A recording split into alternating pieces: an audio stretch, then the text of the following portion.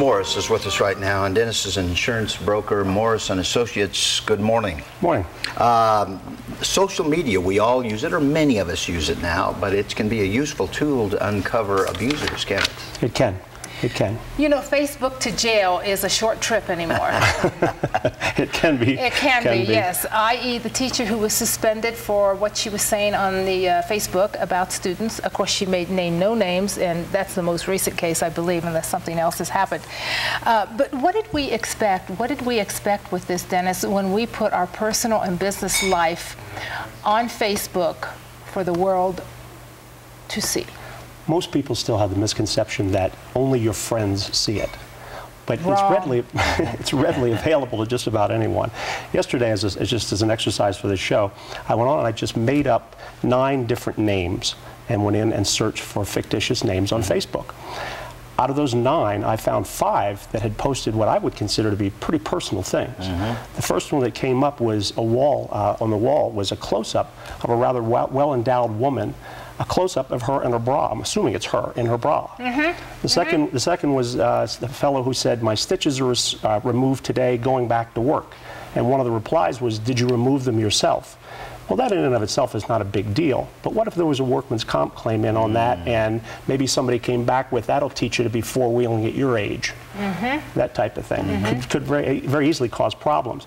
Another woman commented on her ulcerative colitis. She said, "I really need my treatment today." Well, what if she had falsified an application for health insurance and not divulged the fact that she had a colitis problem? Another one said, "Yay, chiropractor says within 2 weeks I'll be cleared to drive again." People are convicting themselves on Facebook. And Dennis, can these be used in a court of law? Well, that's the thing. There are a lot of things that investigators have to be concerned with. And one of the things is that they can't use a pretext to go in and assume that there's or presume there's someone else to get your private information. But they can't circumvent your privacy settings. Okay. The second thing is they have to make sure that the information is accurate. I sent some photos up this morning that kind of highlight what I'm talking about. Not everything you see on Facebook necessarily has to be actual and factual. Okay. Do you have those by any chance? They'll come up in just a second. Okay. But again, that's another thing that they have to be concerned about. Is it factual? The other thing they need to be concerned about is how will it play out in a court? How will a jury or how will a judge really view that information? How was it obtained? That type of thing.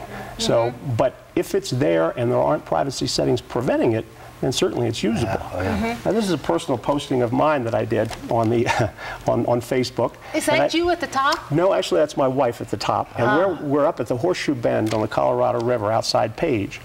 Well, I made it appear that she had climbed that cliff. Well, if you've ever been to Horseshoe Bend, you park your car and it's about a half-mile level walk down to the edge. But I got down low enough to take that picture. And then the second picture, to follow up, was this picture of me climbing the cliff. Actually, if you rotate that 90 degrees, that's me lying on the ground. Lying on the ground. But the caption I put under it, and it was basically from my grandson, was, you know, your grandma is up on top of the cliff. It took me a lot longer to climb up there, but I finally made it. You'd be amazed at the number of people that commented, "Oh my God, what were you thinking about?" Or my niece said, "You should be thinking about retirement, not rock climbing." You know, Dennis, and a lot of people with this Facebook especially, they do put anything and everything. So members of your family fell for it? Absolutely, and people from all over the country that I know. I shouldn't say that like that, because we fell for it when we were looking at it earlier. Ken and I were falling for it, weren't we, Ken?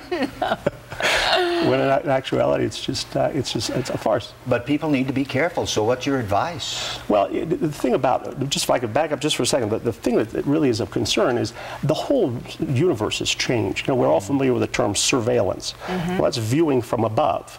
Well, now we actually have surveillance, as in French, surveilling meaning observing from beneath. So we've seen what's happened in Tunisia, we've seen what's happened with voting fraud and all sorts of other things where we're actually policing what we were afraid of was Big Brother. Well, Big Brother's always been there, but now we're actually policing Big Brother. But we've taken it into a whole new realm now. And it's something, the term for it, I don't want to mess this term up, is panopticon. And a panopticon was developed, the term came from a fellow who designed a prison where you could view all prisoners at one time with one single guard. It's kind of the model for the new pod system that we have, right? Well, it was one person watching everything about everybody. Well, that's what we have now. But we're participating in that. We're willing participators. Prisoners are not. We're actually putting ourselves out there 24 hours a day for anyone and everyone to see. Exactly. I.e. what I said, cybercrime, whether it's Facebook to jail, cybercrime, whatever it is, what did we expect when we put personal and business life out there for everyone to see? What did we expect to happen? I'm not sure. I got involved personally because my family is back east and it kept me in closer contact. Did we not know this was going to happen? I don't think we did. I think we thought it was just going to stay this little cute cottagey little thing where we just, you know, keep in touch with family and friends. Well, we didn't think it through, and look what happened in Egypt. The social media is what exploded Egypt, essentially. No question. Correct? No question. No question about it. So there are, again, people hear me talking about technology in negative terms many times, but therein lies some benefits and advantages of what social media can do. Now, that was a beneficial, well, depending on what side of the bench you're on, was it beneficial? Might argue that point. Yeah, he probably doesn't think so.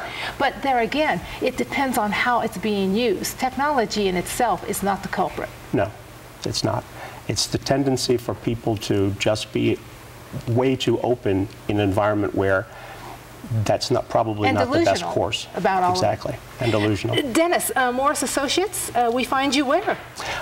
Toll-free number is 800-997-1184. We're statewide. I'm out of Scottsdale, Arizona, but we're statewide as well as several other states. Online, very simple, 3 words together: online, affordable, insurance. What drove you to this, to talk about this today, though? Well, I was only, I belong to a number of social media groups, LinkedIn, and some of those are professional, and a couple of articles started coming across about it, and it just piqued my interest. Thank you very much, Dennis. Thank you. Dennis, thank you. All the very best. Very interesting.